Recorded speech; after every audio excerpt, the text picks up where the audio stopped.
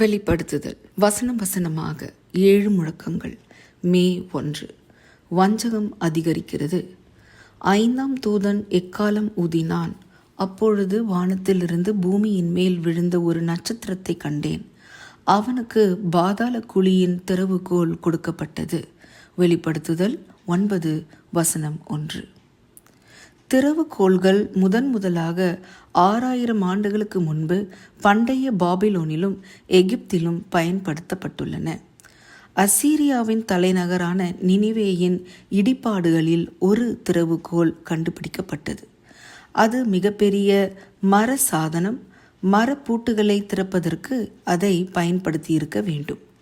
இன்றைய வசனத்தில் ஒரு நட்சத்திரத்திற்கு பாதாள குழியின் திறவுகோல் கொடுக்கப்பட்டது.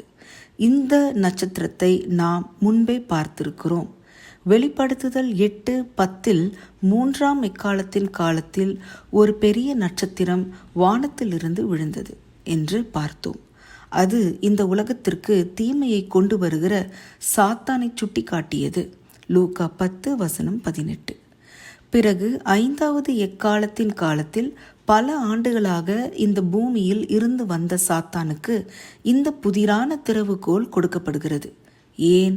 வெளிப்படுத்துதல் 20 பாதாளத்தின் திறவுகோலையும் பெரிய சங்கிலியையும் உடைய ஒரு தூதன் வசனம் 1 1000 வருஷம் அளவும் வசனம் 2 சாத்தானை கட்டி பாதாளத்திலே வசனம் 2 தள்ளி அடைப்பதாக பார்க்கிறோம். இந்த வசனத்தை புரிந்து கொள்வதற்கான குறிப்பு இங்குதான் உள்ளது. அதாவது திறவுகோலால் ஒருவரை உள்ளே விடவும் முடியும் அல்லது உள்ளே வைத்து பூட்டவும் முடியும். பிசாசானவன் ஜனங்களை மோசம் போகாதபடிக்கு உள்ளே வைத்து பூட்டி வைக்கப்படுகிறான். வசனம் 2. இவ்வாறு சாத்தான் தன் வல்லமையை இழந்த நிலையில் காணப்படுகிறான். ஆனால் சாத்தானிடம் திறவுகோல் கொடுத்ததால் வஞ்சகத்தையும் இருளையும் பரப்புகிற தன் வேலையை செய்ய அவனுக்கு தற்காலிகமாக அனுமதி கிடைக்கிறதென்பது புரிகிறது. வெளிப்படுத்துதல் 8:13 சொல்கிற 3 ஐயோக்களில் முதலாவது ஐயோ 5ஆம் எக்காலத்தின் போது நடக்கிறது. அதன் பிறகு தீவிரமான நியாய தீர்ப்புகள் பூமி மேல் நிகழவிருந்ததை முன் அறிவிக்கிறது. தேவன் தடுத்து கொண்டிருக்கிற தமது கரத்தை விலக்கி இந்த வேலையை செய்வதற்கு சாத்தானுடைய படைகளை அனுமதிக்கிறார். சிலர் பாதாளம் என்பது நரகத்தை குறிப்பதாக விளக்கம் அளிக்கிறார்கள். ஆனால் வேதாகமத்தை கவனமாக ஆராய்ந்தால் இது தவறு என்பது புரியும்.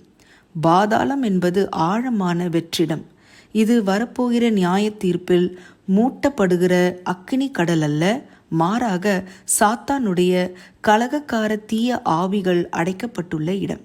லூக்கா 8 வசனம் 31. தேவ மக்களுக்கு எதிராக மிருகம் சண்டையிடுகிற இடம். வெளிப்படுத்துதல் 11 வசனம் 7, வெளிப்படுத்துதல் 17 வசனம் 8. மேலும் 2ஆம் வருகைக்கு பிறகு பாழடைந்திருக்கிற பூமி. வெளிப்படுத்துதல் 20 வசனம் 3.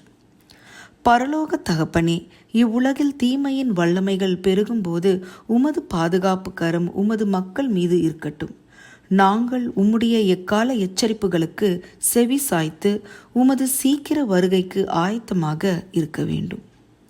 அதிக ஆராய்ச்சிக்கு ஏசாயா 14 வசனம் 12, வெளிப்படுத்துதல் 1 வசனம் 18, வெளிப்படுத்துதல் 3 வசனம் 7. ஆமேன்.